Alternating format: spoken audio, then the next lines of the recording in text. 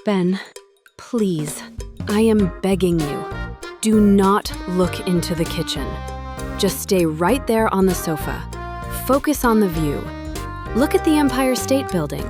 Isn't it beautiful today? Ava, you know me. I am a curious German. Curiosity is in my DNA.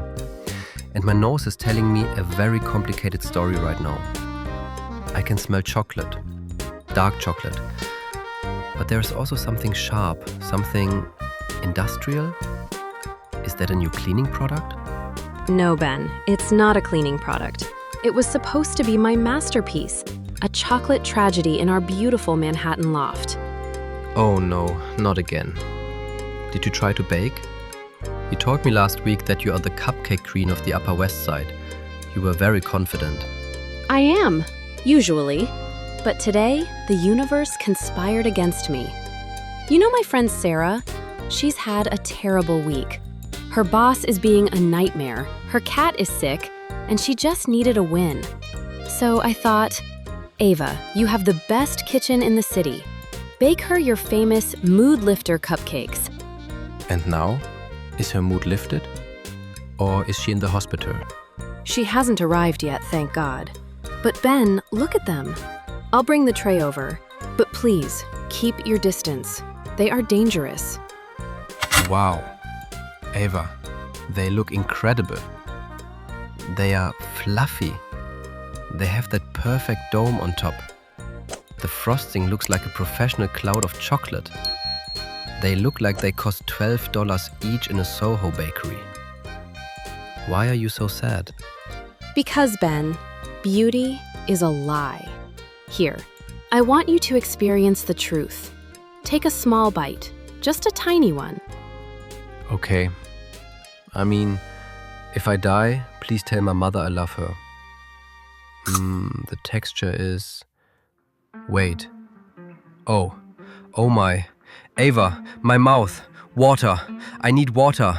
It's burning. I'm coming! Here, drink this. Don't swallow, just rinse. What was that? Ava, did you put a whole bag of salt in here? My tongue feels like it just went for a swim in the Dead Sea. It is like eating a chocolate-covered ocean. I told you. But actually, wait. This is the perfect moment. Ben, stop coughing for a second. We have listeners waiting. Hello, everyone, and welcome back to Ava and Ben's English Loft. I'm Ava, your guide to natural, authentic English here in the heart of NYC. And sitting next to me, currently trying to survive a culinary assault, is my brave co-host Ben. Hello, everyone. Yes, I'm Ben. I'm a charming German living in New York, and usually I love this loft. But today, I feel like a laboratory rat in a salt experiment. Ava, what did you do? Forget the textbooks. Learn real English with us. Welcome to the Loft. Welcome to the Loft, everyone. Today's episode is special because we're turning my biggest kitchen fail into your biggest learning win. We're talking about cooking, baking, and the absolute chaos that happens when you confuse your measurements. It's a lesson in easy English, but with very salty consequences. Yes, today we learn how to survive Ava's kitchen. It is a very important survival English lesson. Oh, hush. So let's go back to the why, Ben. I was in the kitchen, right? I had my tablet open on the counter. There was flour everywhere. Sarah called me and she was crying on the phone because her subway was delayed. I was trying to talk to her, hold the phone with my shoulder, and read the recipe at the same time. High pressure, the classic Ben situation. Whenever I am under pressure, my English goes back to level 0. Exactly. And my baking brain went to level 0 too. I saw the abbreviations. You know, the short forms of words we use in recipes. You mean teaspoon and tablespoon? Yes, in a recipe, TSP is a teaspoon, the tiny one you use for tea or stirring, and TBSP is a tablespoon, the big one you use for eating soup. I know this. In Germany, we have TL, Teelöffel, and EL, Esslöffel. It is very logical. It is logical until you have flour on your tablet screen. The B in TBSP was covered by a smudge of butter, so I saw TSP for the salt and TSP for the sugar. Or, wait, it was the other way around. I got so confused. So instead of a lot of sugar and a little salt, you did what? I put in 3 tablespoons of salt. 3. Ava, that is enough salt for a giant pot of pasta. I know, and because I was so distracted, I only put in 2 teaspoons of sugar. The recipe asked for 2 cups of sugar, Ben. Haha, so you made a salt cake with a hint of chocolate. That explains why my mouth feels like a desert. It gets worse. I bought the most expensive cocoa powder from that fancy shop in Chelsea. I bought organic eggs. I spent so much money. And now, everything is going in the trash. Don't be too sad. It's a great story. And it's the perfect bridge to our breakdown segment. Because even though you are a native speaker, you just made a classic quantity mistake.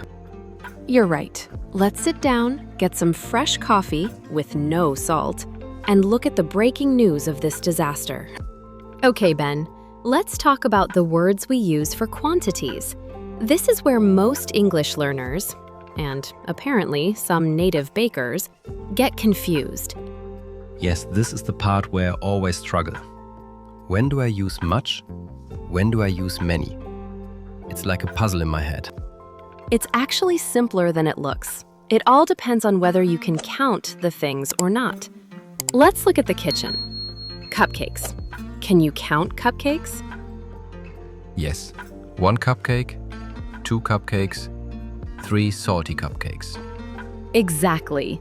So, for things you can count, we use many, especially in questions and negative sentences. For example, how many cupcakes did you bake, Ava? I baked 12 cupcakes. That is easy. Now, look at the salt.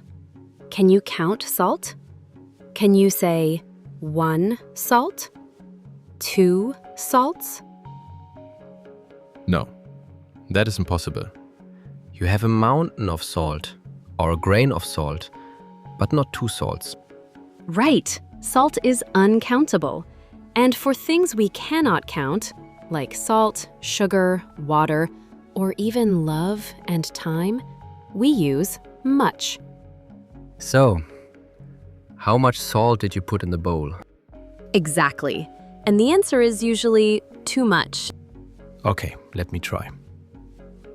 I see your kitchen counter. You have many eggs, Yes, I have many eggs. but you don't have much milk left? Perfect. Eggs are countable. Milk is uncountable. But Ava, what about a lot of? I hear Americans say a lot of all the time. A lot of it is your best friend, Ben. It's the lazy way, and it's totally correct. You can use a lot of for everything. A lot of cupcakes, a lot of salt, a lot of problems. I love a lot of. It is very safe for me. It is. But if you want to sound more precise, especially when you're talking about a small amount, we have another rule. Do you know a few and a little? I think so. A few is for the cupcakes? Yes, a few is for countable things. I have a few friends coming over. Or, I need a few more minutes. And a little is for the uncountable things? I have a little hope that the next batch will be better. Spot on. A little salt makes a cake taste great. A lot of salt makes Ben run for the water. I will never forget this. But Ava, we need to talk about the abbreviations again. TSP and TBSP. This is very important for anyone using an English recipe book. You're right. Let's do a quick recap. Small t, or TSP, equals teaspoon. Teelöffel. Think of a tiny spoon for your tea. Big T, or TBSP, equals tablespoon.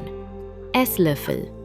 Think of the table, the big place where you eat dinner. And 1 tablespoon is actually 3 teaspoons. So when you used 3 tablespoons instead of teaspoons, you used 9 times more salt than the recipe wanted. Stop doing the math, Ben. It makes me feel even worse. I am German, Ava. We love math. We love precision. We love grams. Why do Americans use spoons and cups? It is so imprecise. It's a tradition. We like to keep it homey. But as you can see, it can lead to a salty disaster if you're not paying attention. So what is the plan now? Sarah is coming in. Let me check my watch. 10 minutes? 10 minutes? Oh no, I can't serve these. Ben, we need to hide the evidence. Put the cupcakes in a bag. Why hide them? We can use them to melt the ice on the sidewalk in winter. Very funny. Seriously, put them away. We are going to Plan B. What is Plan B? Do you have a secret cake in the freezer? No. Plan B is the most famous New York tradition when cooking fails. The bakery around the corner. Ah, the Magnolia Bakery strategy. Very clever. Exactly. I'm going to run downstairs, buy a dozen perfect cupcakes, put them on my tray, and pretend I am a genius. But Ava, the smell. The kitchen still smells like salty chocolate. Open the windows, all of them. Let that NYC breeze in. Okay, windows are open. I can hear the yellow cabs honking. It sounds like a real New York afternoon now. Perfect. Ben, you are a lifesaver, even if you did laugh at my pain. I only laugh because I care. And because my mouth finally stopped burning. Well, I think we both learned something today. I learned to read my recipe twice, and you learned how to use much and many in a crisis. Yes, I have many friends, but not much patience for salty cakes. Haha, look at you, using the grammar perfectly. I'm so proud. Thank you, Ava. Now run. Sarah's almost here. I'm going! Okay, I'm back. The cupcakes are on the tray. They look delicious. Sarah is downstairs. We did it! They look perfect, and I promise I will not say a word. It is our secret. You're the best, Ben. And to all our listeners out there, thank you for joining us in the Loft today. We hope you learned a little bit of grammar and a lot of kitchen safety. Yes. Remember, many for the things you count, much for the things you don't. And always check if it is a TSP or a TBSP. If you enjoyed today's salty story, please subscribe to our podcast and leave us a comment. Have you ever had a cooking disaster in English? We want to hear about it. We really do. It makes Ava feel better about her own mistakes. Hey! Anyway, thank you for listening. Keep practicing, keep cooking, and stay sweet. And stay away from too much salt. Tschüss from the NYC Loft. Bye-bye!